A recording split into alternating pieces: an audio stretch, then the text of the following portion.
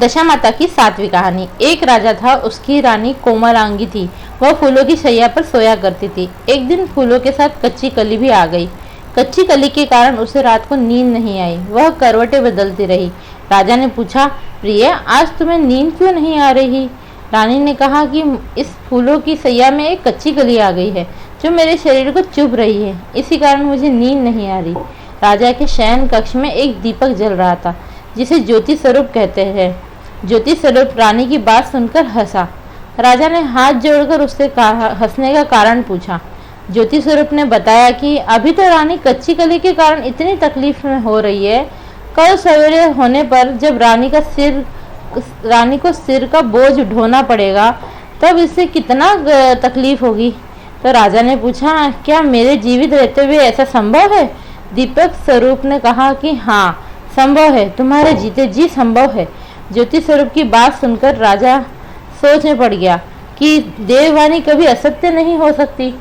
होने को कौन टाल सकता है? रानी को अवश्य बोझा ढोना पड़ेगा, परंतु यह हो सकता है कि यदि मैं इसे एक संदूक में बिठाकर समुद्र में बहा दूं तो संभव है कि इसे बोझा ढोने से बच जाए, क्योंकि समुद्र में डूब जाने से बोझा तो नहीं ढोना पड़ेगा। राजा ने उसी समय रानी से कहा, चलो मैं तुम्हारे मायके छोड़ाऊं, तुम वहाँ कुछ दिन रहना। रानी बोली, परंतु महाराज, मेरे मायके में तो कोई भी नहीं है, मैं वहाँ किसके पास रहूंगी? राजा ने कहा, तुम्हारे गोत्र संबंधी वहाँ बहुत अच्छी दशा में रहते हैं, मैं उन्हीं के पास तुम्हें भेज देता हूँ। रानी ने राजा की बात मान ली। रानी ने बहुमूल्य आभूषण और कीमती वस्त्र धारण किए। तब राजा ने रानी को संदूक में बिठाकर नदी में बहा दिया। वह नदी समुद्र में ऐसी जगह जाकर मिलती थी जहाँ राजा के बहनोई का राज्य था। समुद्र से मोती निकालने का ठेका राजा के बहनोई ने ले रखा था। वह संदूक बहता बहता राजा के बहनोई के इलाके में जा पहुंचा। उसने मल्हारों को आज्ञा देकर संदूक को समुद्र से बाहर निकलवाया और उसे अपने महल के शयन कक्ष में भिजवा दिया और आदेश दिया कि मेरे पहुंचने तक कोई भी इसे ना खोले। राजा के बहनोई ने जो उस समय वहाँ का राजा भी था, उसके शयन कक्ष में संदूक पहुँचते ही रानी को पता चल गया कि समुद्र से कोई संदूक राजा ने पाया है। वह फौरन शयन कक्ष में गई और पहरेदारों को वहां से हट जाने का आदेश दिया। रानी ने संदूक खोलकर देखा तो उसमें एक सुंदर स्त्री दिखी जो स्वर्ग की अप्सराओं के समान सुंदर थी। रानी ने अपने मन में सोचा कि यदि राजा ने इसे देख लिया तो वो तो मुझे छोड़ देंगे और इसे अपना लेंगे। रानी ने उसे बाहर निकाला और उसे फटे पुराने कपड़े पहना दिए और वापस उसे संदूक में रख दिया। राजा जब महल में आया तो उसने रानी को बुलाया और कहा कि क्या तुमने देखा कि संदूक में क्या है? रानी ने उत्तर दिया कि मैंने तो कुछ नहीं देखा, मुझे नहीं पता इस संदूक में क्या है। रानी ने राजा से झूठ कहा और राजा ने फिर जब रानी के सामने संदूक खोला तो उसमें पुरानी सी भिखारी जिससे कपड़े पहने हुई एक स्त्री दिखी। तो रानी ने कहा, यह तो कोई भिखारी लग रही है, इसे कारखाने भिजवा दीजिए, वहाँ लकड़ी ढोकर अपना जीवन निर्वाह करती रहेगी। राजा ने रानी से कहे अनुसार ही कारखाने में भिजवा दिया। एक दिन रानी की सहेलियां नदी में स्नान करके दशा माता का डोरा ले रही थी। उनके पास एक डोरा रह गया। वह यही सोच रही थी कि इस डोरे को किसे दिया जाए। उसी समय लकड़ी ढोने वाली रानी वहां आ गई। उन्होंने उसे रोक कर पूछा, बहन, हमारे साथ दशा माता का एक डोरा ले लो। रानी ने कहा कि मुझे डोरा लेने में कोई हर्ज नहीं, परंतु मुझे खाने भर को नहीं मिलता, तो मैं डोरे का पूजन कैसे करूंगी? वो बोली, तुम इस बात की चिंता मत करो, हम रोज इस जगह स्नान करने आएगी और 9 दिन तक हमारे यहाँ यहीं पर कथा कहेगी। तुम भी रोज आकर कथा में शामिल हो जाया करना और 10वें दिन पूजा होगी, तब दशा माता चाहेगी तो तुम्हारी दशा बदल जाएगी। रानी ने दशा माता का ध्यान करके डोरा ले लिया। उसी दिन रानी के पति राजा को चिंता हुई कि रानी संदूक में बंद करके बहा तो दिया था, परंतु पता नहीं उसका क्या हाल होगा। उसकी खोज खबर लेने के लिए राजा एक नौका पर बैठकर नदी की यात्रा करता हुआ अपनी बहनों के यहाँ पहुँचा। संध्या के समय वह अपनी बहन से बोला, मेरे हाथ पैर में बहुत दर्द हो रहा है, किसी दबाने वाले को बुलाओ। तब उसकी बहन ने लकड़ी धोने वाली भिखारिन को बुलाकर आने की आज्ञा दी। उससे कहा, आज रात तुम मेरे भाई के पैर दबा दो। वह बड़े संकोच में पड़ गई अपने मन में सोचा ने आज तक मैंने किसी पुरुष को छुआ तक नहीं। रानी अपने भाई के पैर दबाने के लिए उस पर जोर डालने लगी, इसलिए लाचार होकर उसने हाँ कह दी। राजा के पैर दबाते दबाते रानी को उसके पाँव में पदम दिखाई दिया। रानी चुपचाप रोने लगी। उसके आंसू राजा के पैर पर टपक पड़ा। राजा ने उससे पूछा, तुम क्यों रो रही हो? अपना भेद मुझे बताओ, मेरे द्वारा तुमको कोई हानि नहीं होगी। रानी बोली कि जैसा पदम आपके पैर में है वैसा पदम मेरे पति के पैर में भी है था। पहले के दिन को याद आ जाने पर मुझे रोना आ गया। राजा ने उसे पहचान लिया। राजा बोला, मैं समझ गया, अब तुम्हें पैर दबाने की जरूरत नहीं है।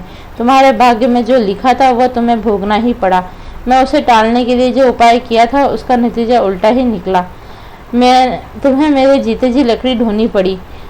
सवेरा हुआ परंतु अतिथि राजा सोकर नहीं उठा और पैर दबाने वाली दासी भी कमरे से बाहर नहीं निकली। राजा की बहन को चिंता होने लगी। थोड़ी देर बाद दासी कमरे से बाहर निकली और कारखाने में काम करने चली गई।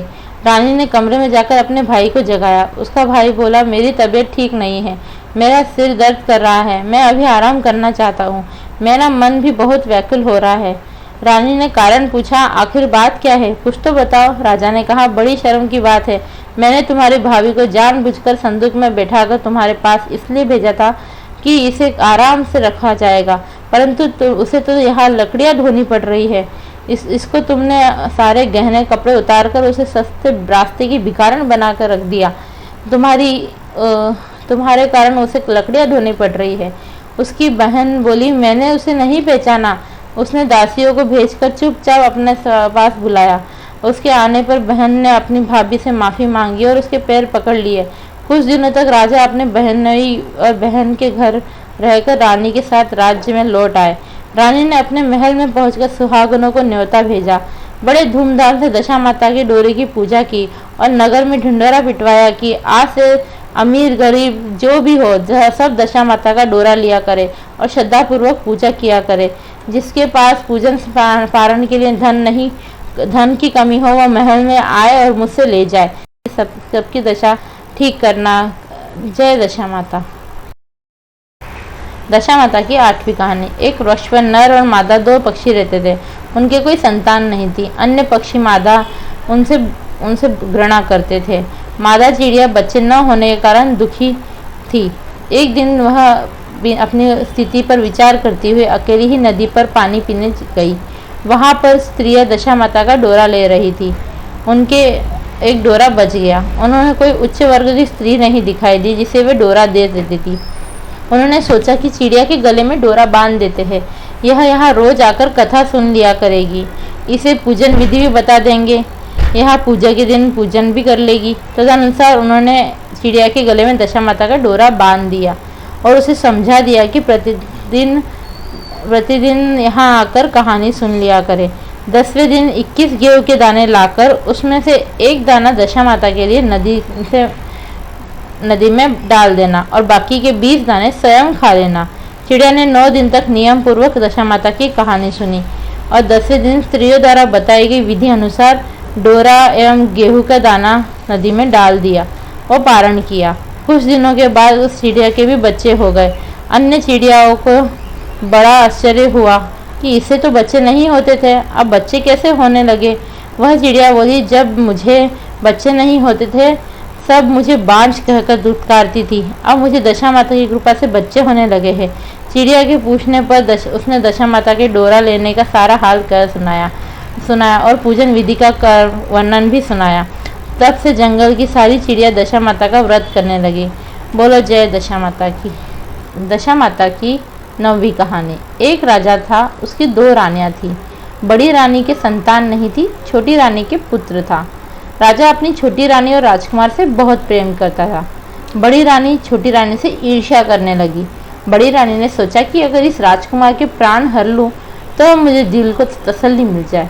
तो एक दिन राजकुमार खेलता खेलता बड़ी रानी के चौक में चला गया। बड़ी रानी ने राजकुमार के गले में काला सांप डाल दिया। छोटी रानी दशा माता का व्रत करती थी, इसलिए दशा माता की कृपा से राजकुमार के गले में पड़े हुए सांप ने उसे कोई नुकसान नहीं पहुंचाया और वो वहां से चला गया।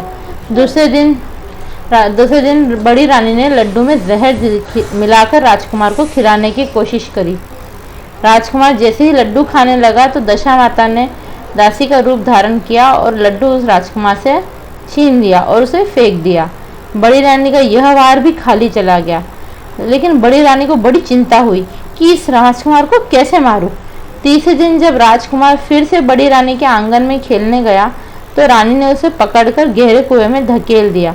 क्योंकि कुआं बहुत ही गहरा था और वो बड़ी रानी के आंगन में ही था, इसलिए किसी को भी उस पर संदेह नहीं हुआ। किंतु राजकुमार को दशा माता ने बीच में ही रोक लिया। इधर दोपहर हो जाने पर राजकुमार न लौट कर आया तो छोटी रानी और राजा को चिंता होने लगी। सभी ने राजकुमार को ढूंढना प्रारंभ कर दिया। जब राजकुमार कहीं न मिला तो कर्मचारी निराश होकर बैठ गए। राजा व छोटी रानी पुत्र के शोक में रोने लगे। तब दशा माता ने भिखारी का रूप धारण कर लिया और राजकुमार को अपने गले से लगाकर राज दरबार पर पहुंच गई। वह राजकुमार को एक वस्त्र में छुपाए हुए भिक्षा मांगने लगी। सिपाहियों ने उसे दुत्कार कर कहा, तुझे भिक्षा की पड़ी है? यहाँ राजकुमार खो गया है। सारे लोग दुखी और चिंता से व्याकुल हो रहे हैं। इस पर दशा माता बोली, भाइयों, पुण्य का प्रभाव बड़ा विचित्र होता है। मुझे यदि भिक्षा मिल जाए तो संभव है खोया हुआ राजकुमार लोगों को मिल जाए। तो यह कहकर वह देहरी पर पैर रखने लगी। सिपाहियों ने उन्हें आगे बढ़ने से रोका। उसी समय दशा माता ने बालक का पैर वस्त्र से बाहर निकाल दिया। सिपाहियों ने समझा कि कुंवर इसके हाथ में है, इसलिए इसे अंदर जाने दिया जाए। दशा माता कुंवर को लिए अपने भीतर चली गई और उसने राजकुमार को चौक में छोड़ दिया और वापस जाने लगी। परंतु रानी ने दशा माता रूपी भिखारिन को देख लिया और कहा, खड़ी रहो, कौन हो तुम? तुमने मेरे बेटे को 3 दिन तक मुझसे क्यों छुपा कर रखा? क्या चाहिए तुम्हें? ऐसा क्यों किया? तुम्हारे इन प्रश्नों का उत्तर मैं देती हूँ। यह कहकर दशा माता ने कहा कि पुत्री, मैं कोई चोर नहीं, मैं तो तुम्हारी आराध्य देवी दशा माता हूँ। मैं तुम्हें सचेत करने आई हूँ कि बड़ी रानी तुमसे ईर्ष्या रखती है। वह तुम्हारे पुत्र के प्राण हर लेना चाहती है। एक बार उसने तुम्हारे पुत्र के गले में काला सांप डाल दिया था, जिसे मैंने भगाया। दूसरी बार उसने विष के लड्डू खिलाए, उसे भी मैंने उसे खाने नहीं दिया, जिससे उसके हाथ से छीनकर मैंने फेंक दिए। इस बार तो उसने राजकुमार को अपने घर के आंगन में बने कुएं में ढकेल दिया। इसी बीच मैंने इसे बीच में रोककर उसकी रक्षा करी और भिखारिनी के वेश में तुम्हें यहाँ सचेत करने आई हूँ। यह सुनकर छोटी रानी दशा माता के पैरों पर गिरकर क्षमा मांगने लगी। छोटी रानी ने विनीत भाव से कहा कि जैसी कृपा आपने मुझे दर्शन देकर की है, मैं चाहूंगी कि आप सदैव इस महल में निवास करें। मुझे सेवा का अवसर दे माँ। दशा माता ने कहा कि मैं किसी के घर में नहीं रहती। जो श्रद्धापूर्वक मेरा ध्यान और स्मरण करता है, उसी के हृदय में निवास करती हूँ। मैंने तुम्हें साक्षात दर्शन इसलिए दिए क्योंकि तुम मेरी भक्त हो और अपने भक्तों पे से कष्टों को दूर करना मेरा कर्तव्य है। तुम्हें सुहागनों को बुलाकर उन्हें यथाविधि आदर सत्कार के साथ भोजन कराना होगा। नगर में ढिंढोरा पिटवा दो कि सभी लोग मेरा डोरा ले और व्रत करे। इतना कहकर दशा माता चुप हो गई, अंतर्ध्यान हो गई। रानी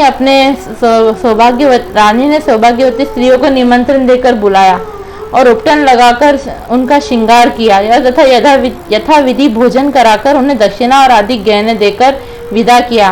रानी ने अपने राज्य में ढिंढोरा पिटवा दिया कि अब से दशा माता का डोरा सभी लिया करे। हे दशा माता, जैसी कृपा उन पे करी वैसी सब पर करना। जय दशा।